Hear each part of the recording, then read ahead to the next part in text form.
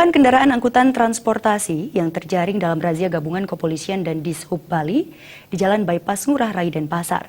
Sebagian besar kendaraan yang terjaring merupakan angkutan pariwisata tak berizin dan angkutan berbasis online.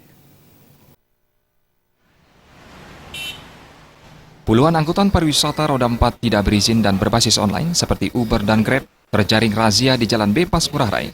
Razia ini dilakukan karena disinyalir masih banyak kendaraan tak berizin dan berbasis online yang masih melakukan kegiatan angkutan di Denpasar, padahal pemerintah daerah Bali sudah melarang beroperasinya kendaraan transportasi berbasis online seperti Grab dan Uber. Walaupun sudah melibatkan tim gabungan dari Dinas Perhubungan dan Kepolisian, namun masih banyak kendaraan yang bisa meloloskan diri dari razia yang dilakukan.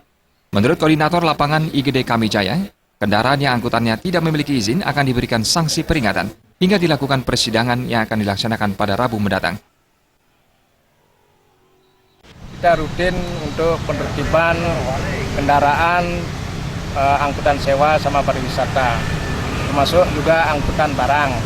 Sasarannya sekarang bertambah karena Uber dan Grab sudah dilarang di Bali ini. Jadi dengan surat gubernur pelarangan itu kita amankan. Kalau perizinannya lengkap, kita tanyakan sama penumpangnya apakah mereka memakai aplikasi online Grab atau Uber. Baru sementara itu aja.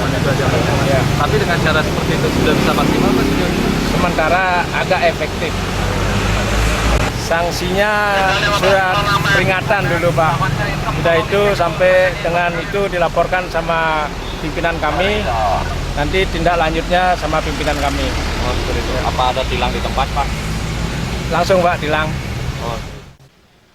Selain menyasar angkutan berbasis online, razia kali ini juga menyasar kendaraan dengan plat luar yang tidak memiliki surat-surat kelengkapan pengemudi.